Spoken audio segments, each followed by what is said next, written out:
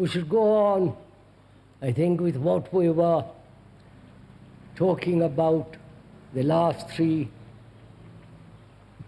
meetings here.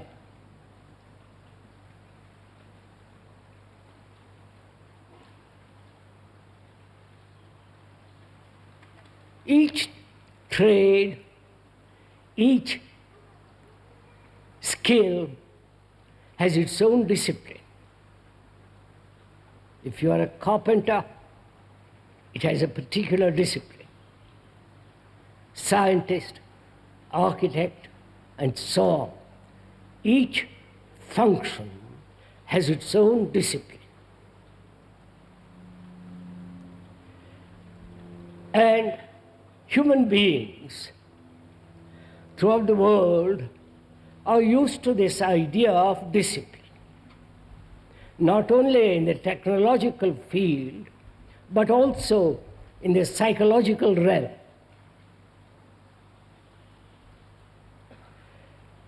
And we are, through education, through our culture, through every form, in every form of relationship, there is, as we have accepted, a certain discipline. I would like, if I may, go into this question rather deeply. Why human beings need discipline at all? Please carefully listen. Don't jump to any conclusion and say there must be no discipline. We must live in permissive society as we are now, and any form of restraint, any form of holding is inhuman, and therefore the other extreme. As we were saying the other day,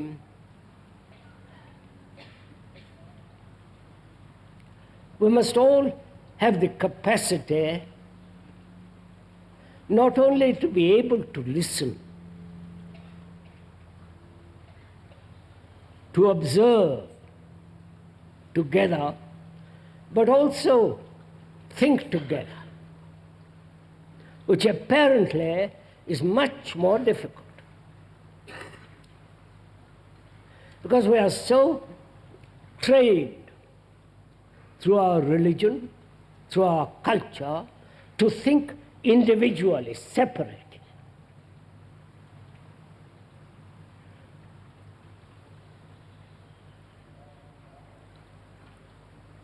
And so there is always diversity of opinion, judgment, evaluation. Your belief opposed to another belief, ideals opposed to another ideals, and so on. These differences, contradictory, opposing, keep the individual separate. And when there is separation, there must be conflict, which is so obvious. National conflicts, racial conflicts, class conflicts, ideological conflicts, and so on and so on. Now we are asking, we are thinking together, if that is possible. I think it is possible when you put aside your own particular opinion, your own particular evaluation, experience, conclusions, and feel the necessity of thinking together. Right? Please do this as we are talking. Not when you go home or later on, but now, as we are sitting together, let's find out if it is possible that we can communicate with each other so that there are no barriers.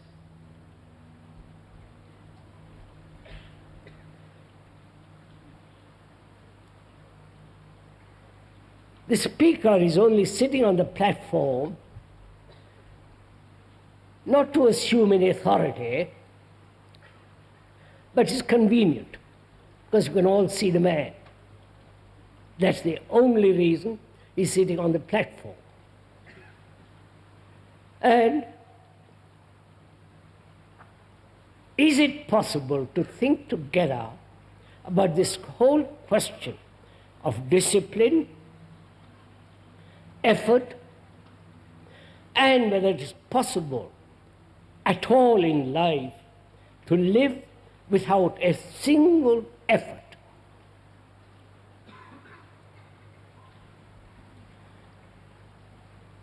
Effort means strife, struggle, to become something, to achieve something, not only in the psychological realm, but also in the physical realm.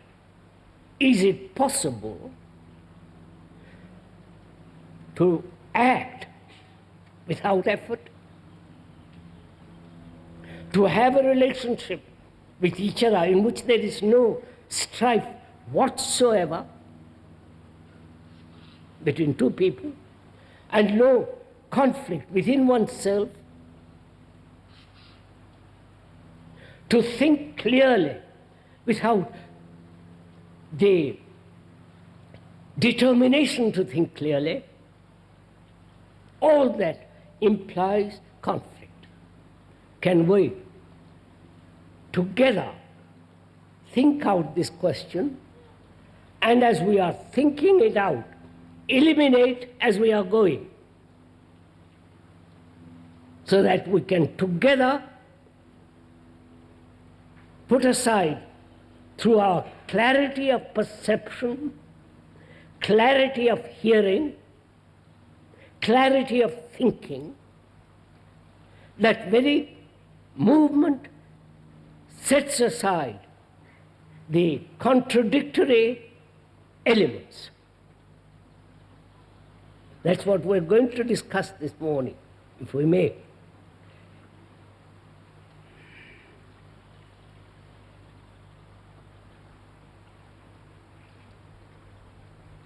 Like the soldiers throughout the world are highly disciplined people. And that very discipline encourages violence. I don't know if you've not thought about this. A soldier is trained day after day, month after month, suppressing his personality, suppressing his desires, conforming to a pattern, and there's this very, very strict discipline. And that discipline, when it is an action against somebody, it is violent. That is war. Obviously. The word discipline means to learn, not to conform, not to suppress, not to imitate, but to learn.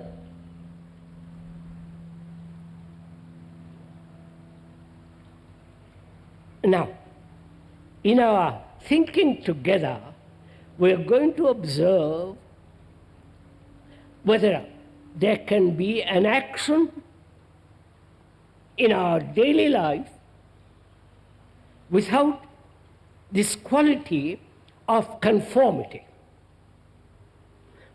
without this quality of imitation to a pattern, to an idea, to a nationalism, and so on and so on. I hope you're following all this.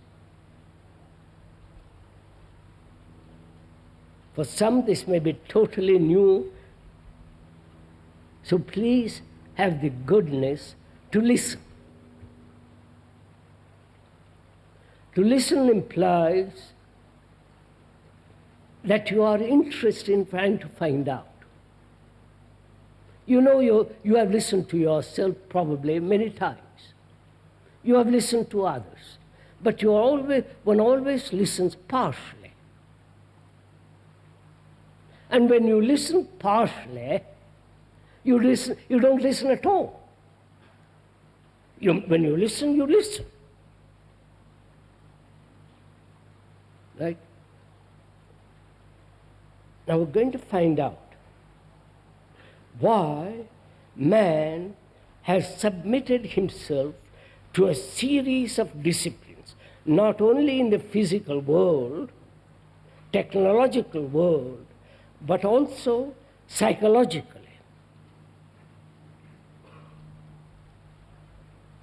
And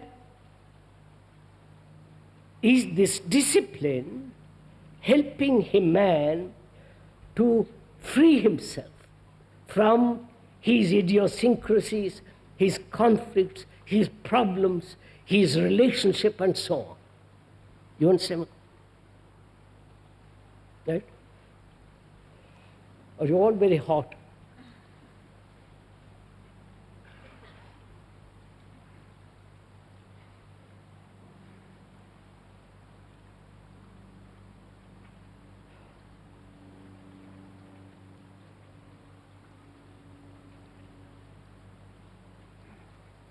Can one listen without effort first?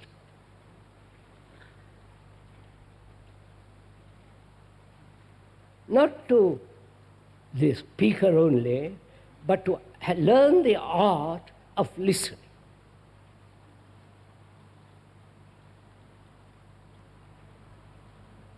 Which means not creating an image about the speaker, about the person who is speaking, your wife, your husband, and so on.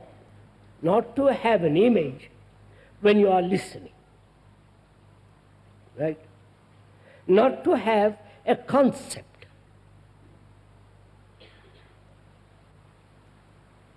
Not to hold on to one's own knowledge and say, as you listen, interpret what is being said according to your knowledge.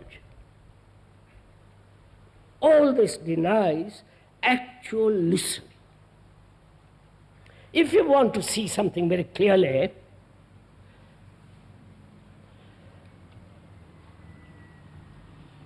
you must give your attention.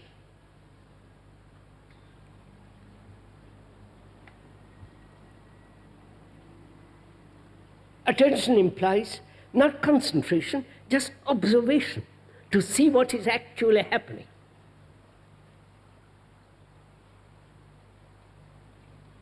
Like a good scientist, looking through a microscope, he must look what is actually taking place.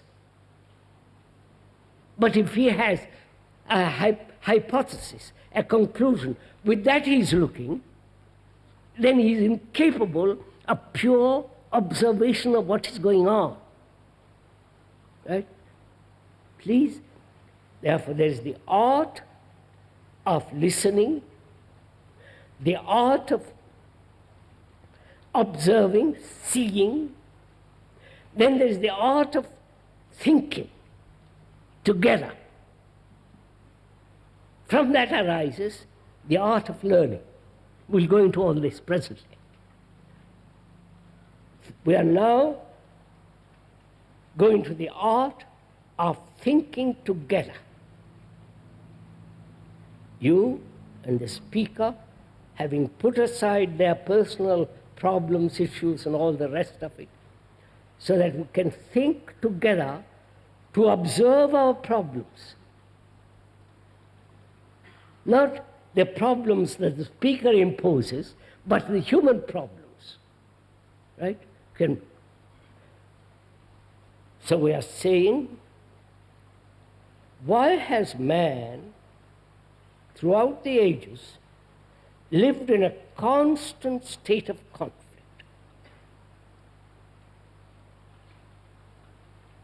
Whether he's seeking God, whether seeking heaven, whatever he does, both in our relationships, outwardly and inwardly with each other, there is this constant struggle, strife.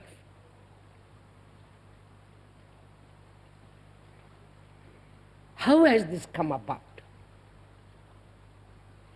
Why can't we live completely without a single shadow of strife? You understand my question? Please put that question to yourself.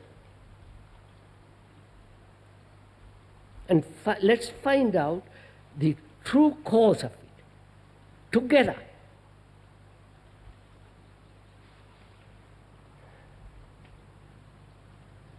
Strife must exist where there is division. That's obvious. Division between the guru and the disciple, between nationalities, between class. As long as there is a division of any kind, there must be conflict. This is obvious. Right? Do we see that?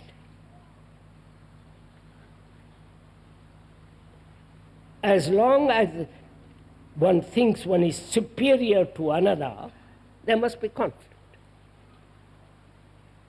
As long as one asserts one's opinions, judgments, as opposed to another opinion, another judgment, there must be division and conflict. In relationship between two people, each pursuing his own ambitions, his own fulfillment, his own desires, division exists, and therefore there's conflict. Right? I hope you're observing it not verbally, not intellectually, but actually as it is taking place in your daily life. Right? Now we're asking, why has this division come into being?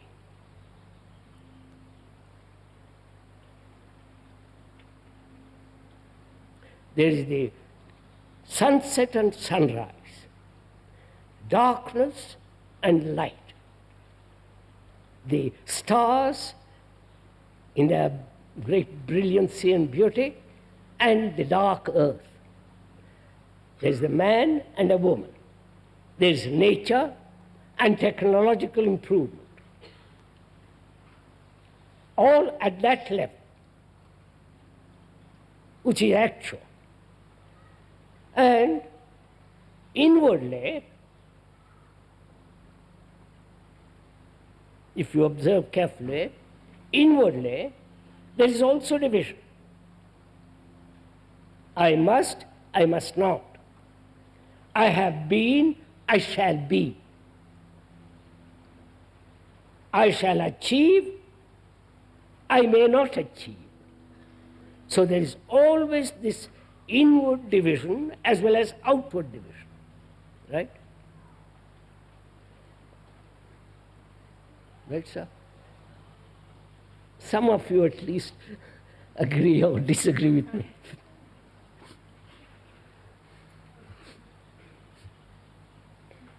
We are asking why. How has this come about? Is this normal state natural, healthy state, or it is really abnormal?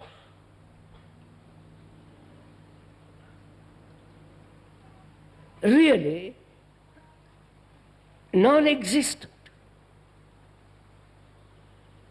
This is what we are going to find out. You're following all this? First of all, we're asking, is this normal, this division? And why does this division exist between God and man, the good and the bad, the better and so on. This constant division, comparison, conformity to a pattern, and so on, so on. Is this normal? We have accepted it as normal, like war. Please follow, like war, like the man who says, I know you don't know. I interpret God and you listen. We have accepted nationalism, division of classes, hierarchical outlook as being normal, healthy, necessary. Because we think that is progress. Right? That's evolution. That is achieving the good.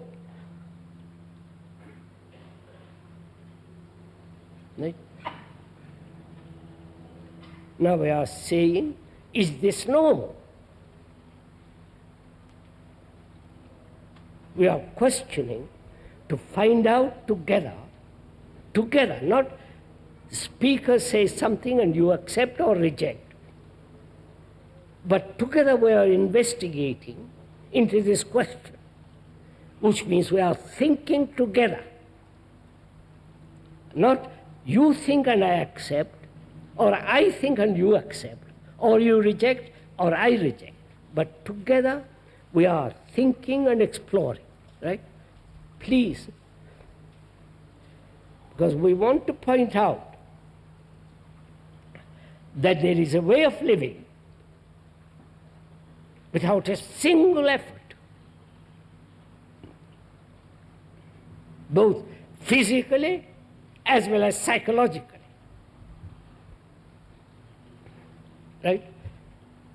So is this normal? We'll say yes, it's normal, because everything struggles to exist. Nature is in constant battle of survival. The tiger killing the deer and so on, so on. That struggle, strife is normal. Because it exists there, it must exist naturally here.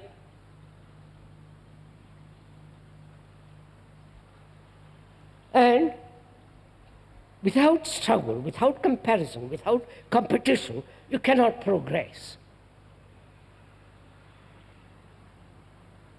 Perhaps that may be so in the technological world, but we have accepted also psychologically. Right? That the more knowledge we have, the greater the ascent of man. Right? The more one knows about the universe, about the environment, the more and more, the more cultivated, the more educated, the more enlightened the human being becomes. All that implies struggle.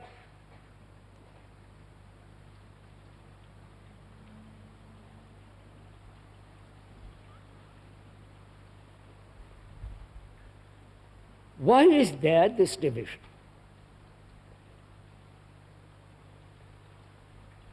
Have we taken it over from the actual fact that I must struggle with the earth and cultivate it to produce what one can eat? Is it the struggle outward, in the outward world for sheer existence, has that concept or that actuality slipped into the psychological world? You're following all this? Or is this too brainy, all this? I don't think it's too brainy. Just clarity of explanation, right? Verbal clarity. We must begin with verbal clarity. Otherwise, we cannot communicate with each other. If you say, well, that's all too complicated for me, too highbrow, too intellectual, you have stop investigating, finding out for yourself why human beings have lived like this through millennia struggling.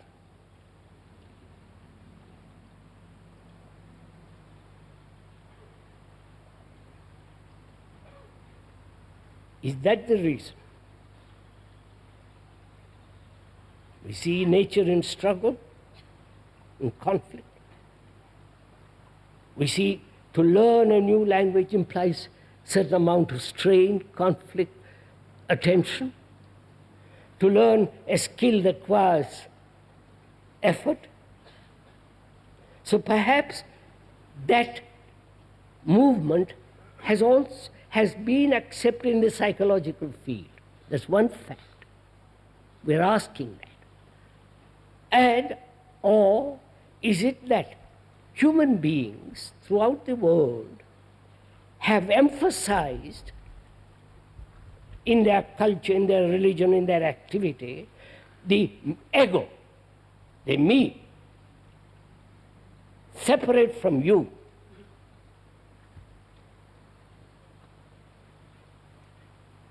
You follow? So, culture, religion, economics, politics, everything has educated man to the idea, to the concept of the me and the you. Therefore, there is a division. And in the me, there's innumerable divisions. Right?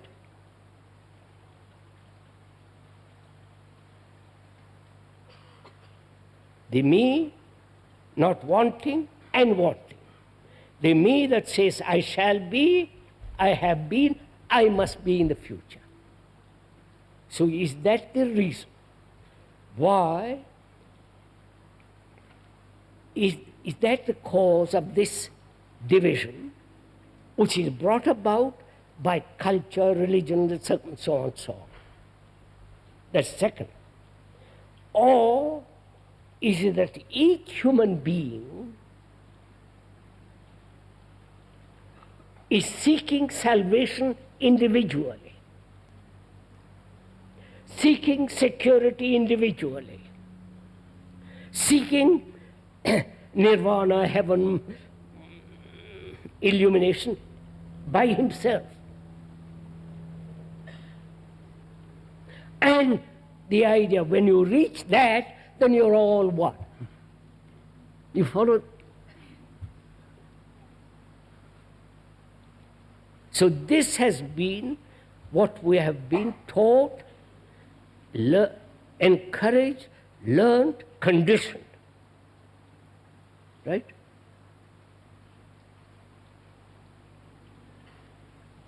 And a man,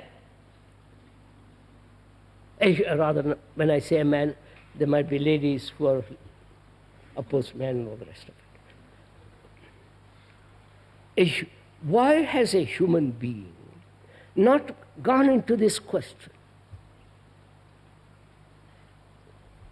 No saint has gone into it.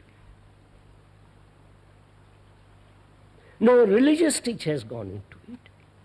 They say ultimately you will be without effort. But you must make effort to reach the ultimate.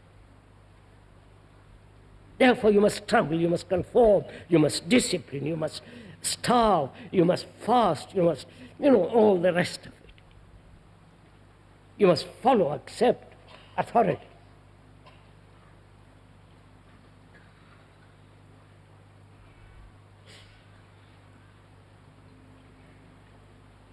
Seeing that, one begins to question it.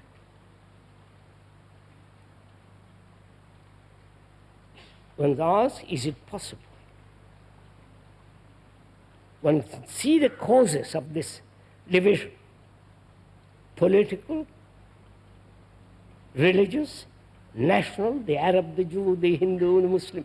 Follow all that? The totalitarian, the capitalist, they're all the same. So,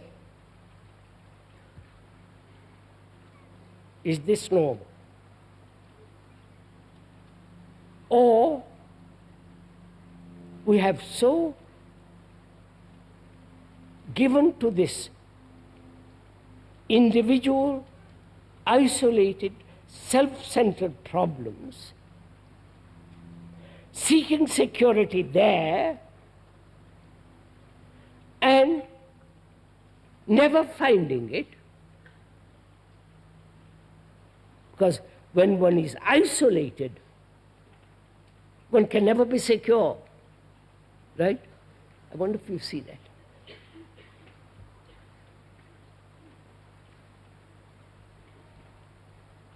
Look, when one country is isolating itself from another country, how can they coexist? There must be wars, there must be, the whole thing that's going on. But yet, we as human beings are isolating ourselves in all our activities and trying to find in that isolation security and have a relationship with another who is also seeking, isolating himself. There must be inevitably conflict, and therefore no security, right? Security implies a state of mind in which there is no conflict. You following me?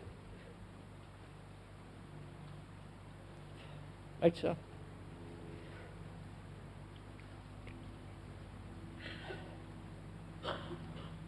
Is this an illusion, this division? A delusion that man thought has invented? Or is it an actuality in the sense real, true? Right? Is it the result of thought? You understand? We have the capacity to think. At least most people have, to a limited or to a wide extent, to think clearly, or think in illusion created by thought. Right? Are you following all this?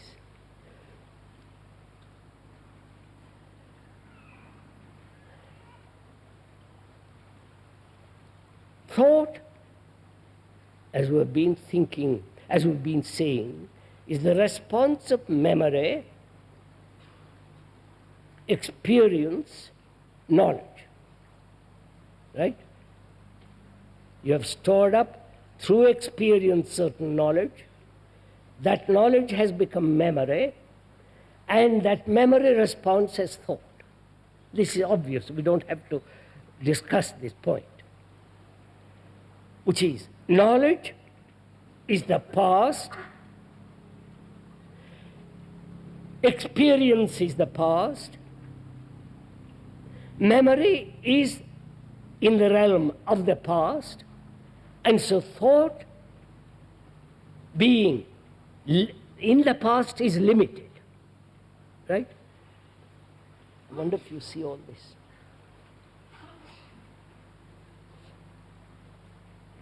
Yes, sir?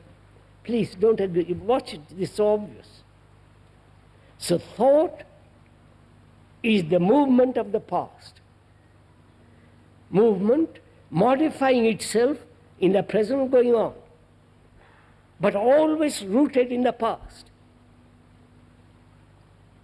Therefore it's limited. Right? Isn't that so? Please come on. Huh? So has thought invented this idea as the me separate from you? You following all this? Has not thought created nationalities? Has not thought created the Catholic and the Protestant? Has not thought created the Jew and the Arab, the Muslim and the Hindu and so on? Has not thought divided this? Right? It's obvious. So, in this division, thoughts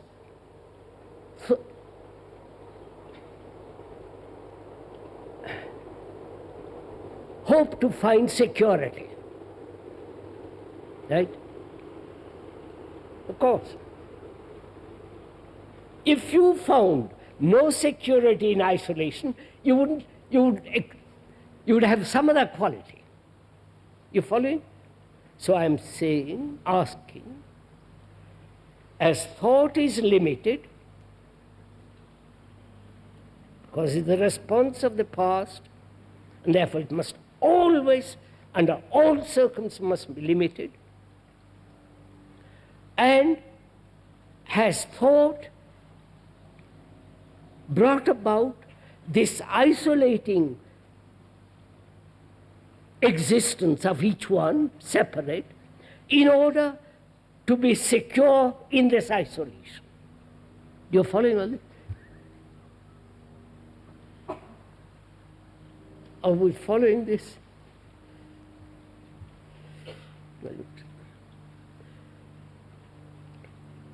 And what thought has created is also actual. The tent, the electric light, the whole technological field, that's actual, real. And is the me, the ego, real? You understand? Thought has created the world of technology, architecture, poems, statues, beautiful gardens, excellent carpentry, great cathedrals. And also thought has created the things in the cathedrals. Right? I wonder, obvious. All the rituals, dogmas, the whole circus that goes on in every church, in every temple, every mosque. This is the whole process of the movement of thought. Right? So we're asking, is the me, the ego, actual? Or is it an illusion? A delusion that has been brought about by thought. Thought being limited. You understand? In its limitation, it's created the thing which is limited.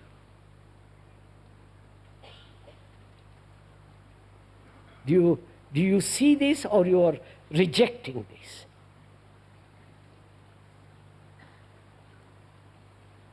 Because we are thinking together.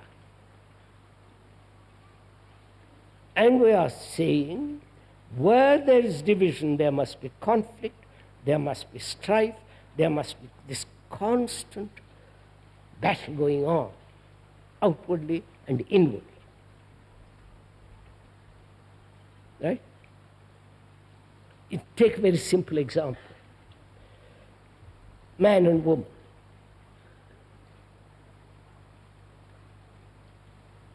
In all relationships, as it exists now, there's conflict.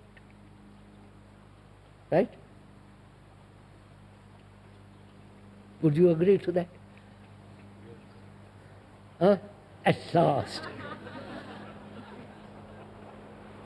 At last, everybody agrees about something.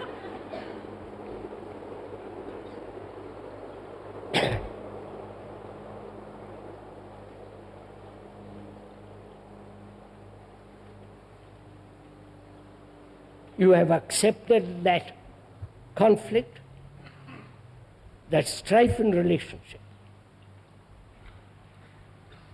And you either escape from it through entertainment, drugs, various forms of fulfillments and all the rest of it, run off to a monastery, to gurus and all that, or you know all that's happening.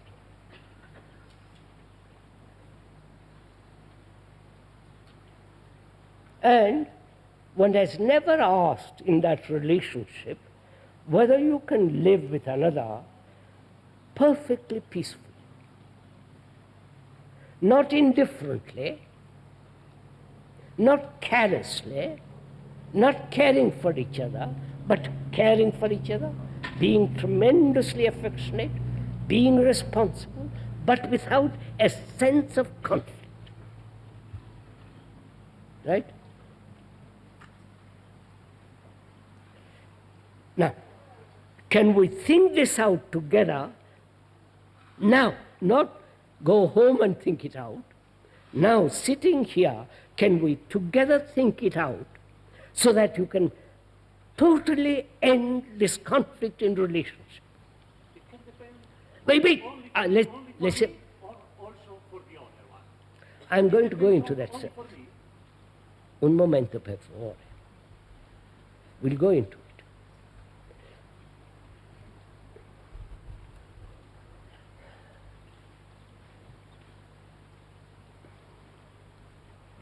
First of all, do we see actually, not verbally, actually that which is happening in our relationship? Right? That's obvious. Go slowly. Why has this division in relationship taken place?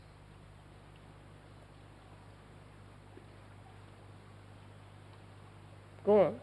Don't say if we loved each other it would be all right. But we don't love each other. That's not, so don't bring that in. That has no meaning. But the actual fact is conflict. I'm saying why.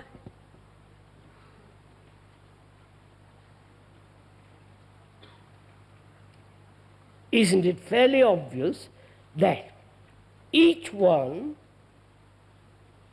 man, woman, each one is exploiting each other, each one using each other, trying to fulfill sexually, non-sexually in each other, and each one being ambitious in different directions, pulling away all the time from each other, and meeting perhaps in bed, and think we love each other. Now I say, what is the root of all this? Ask yourselves, what is the root of this?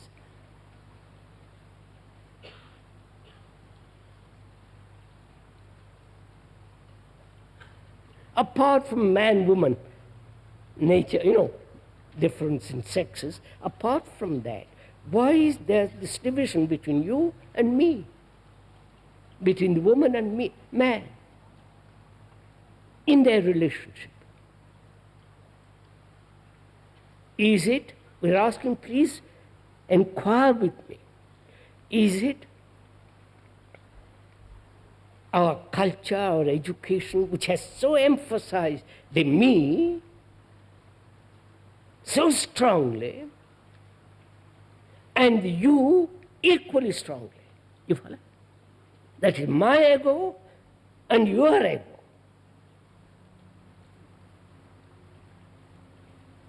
Right? The ego being created by thought. Thought which is limited.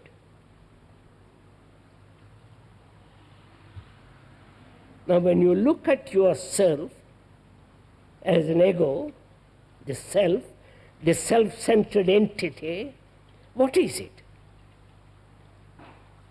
Actually, what is it? Is it the name, the form, the shape, the idea, the concept, the image, right? That is the me, with all the tendencies and all the rest of it. Essentially, it is the product of thought. Do you see that? Or do you say, no, that's not it. It is God in me and God in you. You see, that's too silly.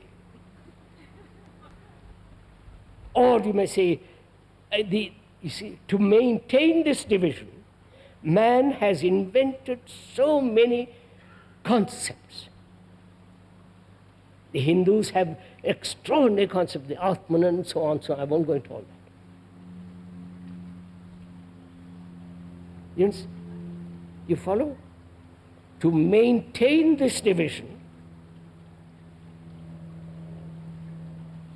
and to continue in this strife and no way out of it, man has invented gods and all the rest of it. The saviors, all that nonsense to me.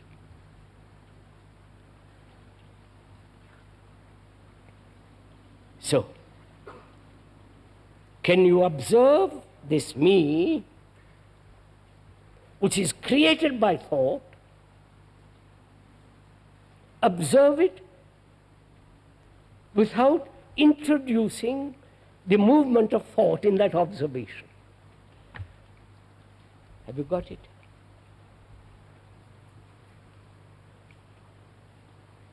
Please see first of all the logic of it. The logic. Thought is the response of knowledge and memory, which is the past. So thought is the past, modifying itself all the time, but is rooted in the past. And therefore it must always be limited, narrow, can never be whole. Right? And thought has created the division in its action. The me and the not, me, the you and I, we and they. And also created various kinds of divisions. The technological action, the personal action, the ideological action, the supreme action, and so on, so on. Right? That's a fact. Now, can you observe that fact?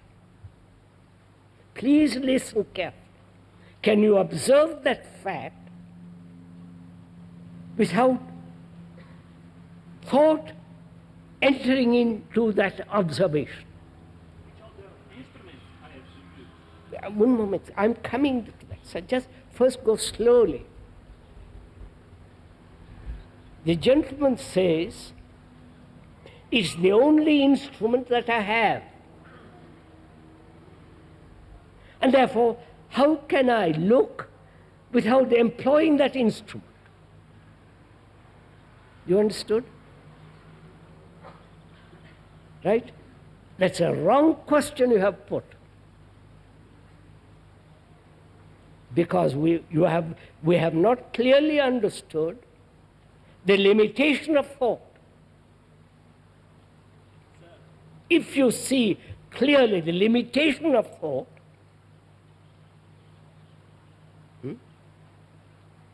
so you recognize the instrument is itself limited, right? And is it possible not to employ that instrument?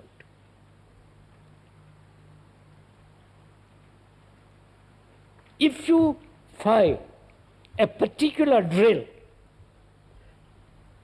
cannot dig a hole, you find other means to to dig a hole. But if you say, I've only this instrument, then you cannot dig a hole. You understand? So do we realize the instrument itself is useless to investigate into this question of conflict? That's the whole point. You understand?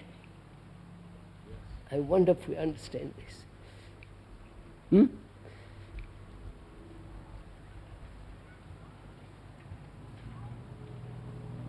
So we see, we are so used to a particular form of action which has not produced results, but we hold on to it. We don't say, as it does not produce results, I'll put it away, throw it out. Let me find out another. You follow? That is our struggle. You want to employ the instrument of thought, and through thought you hope to resolve the problem, but thought itself is limited, and therefore it is not the instrument. Right? Do we see that? Do we see in our relationship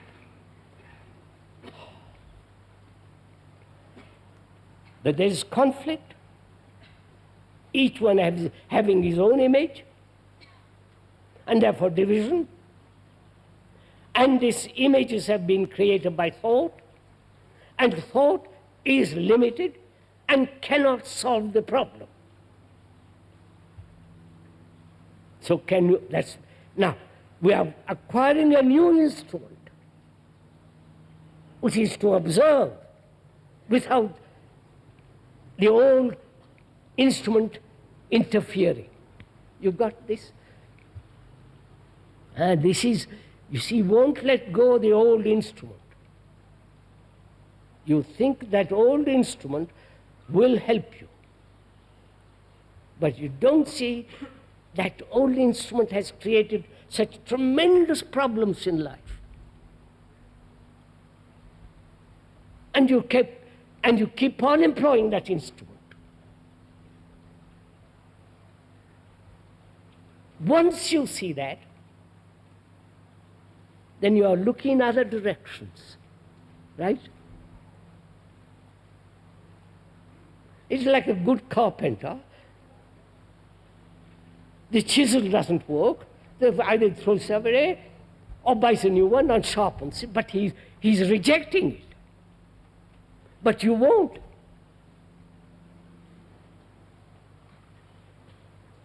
Because we are not clear.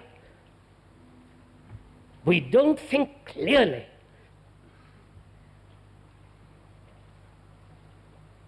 Or we're afraid if the new instrument comes, things might break up.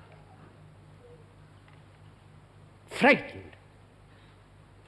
Which means you have already projected, thought has already projected an idea that might not. You following all this? So can you, after this, can you observe, without the old instrument of thought, the actual relationship of two images between two people, and the division that exists? Look at it, observe it, see it.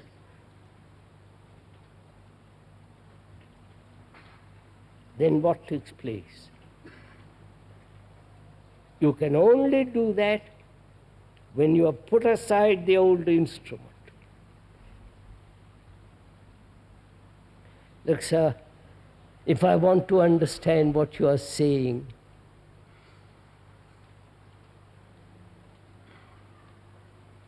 I must listen to you. I must listen to you with affection, with care, with attention. because I want to find out what you're saying. But if I say, yes, I agree with you, I've heard this before, or you're saying something new which is impossible, you're not listening.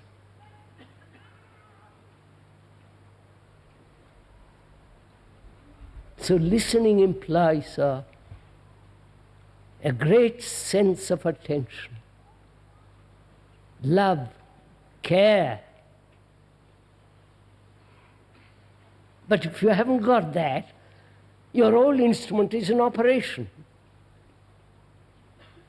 And then you say, how am I to pay attention? Tell me the method, the system. Then thought invents the system. Then you become a prisoner to the system, and you go on with that. Whereas if you see, then the importance, the danger of separation in relationship, the real danger. We are destroying each other, right? The terrorists, all the rest of it. We are destroying each other because we want each one of us feels he's separate.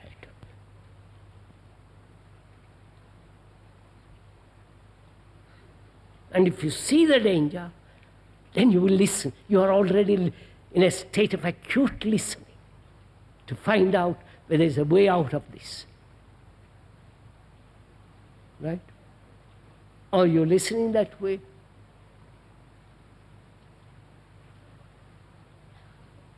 That means to observe silently. Silence means not just going off in sleep or this or that. Silence is tremendous attention. That attention is complete energy.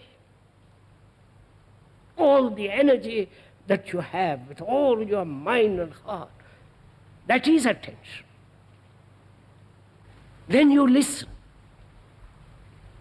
And that very listening, that very observation dissolves the limitation of the instrument.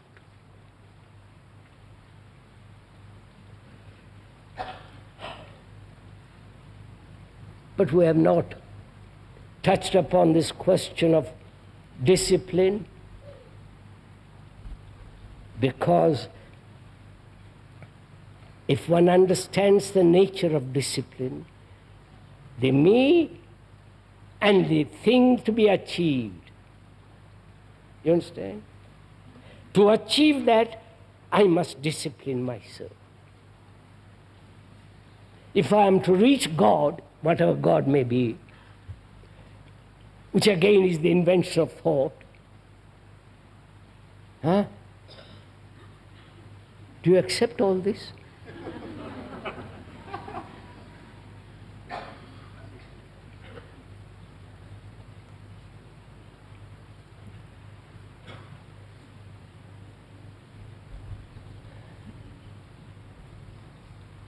See, we discipline ourselves to be good. You tell the child, be good. Don't do this, do that. Is goodness born out of discipline? Have you ever asked that?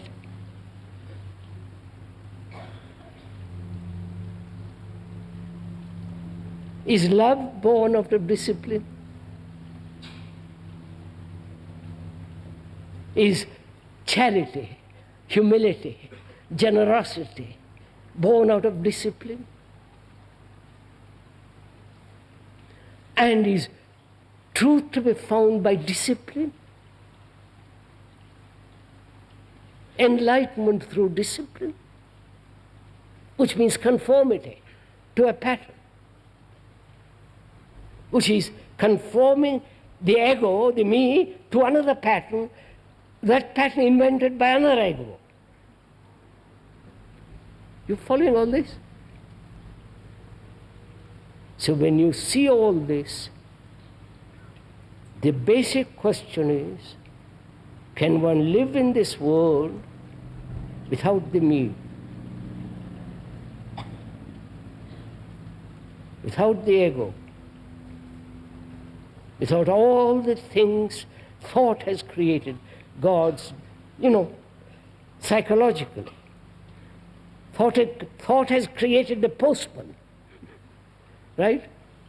The engineer. You need the postman. You need the engineer. But you don't need the things that thought has created in its desire to be secure psychologically. And in that there is no security. Security exists only when there is no division. Right?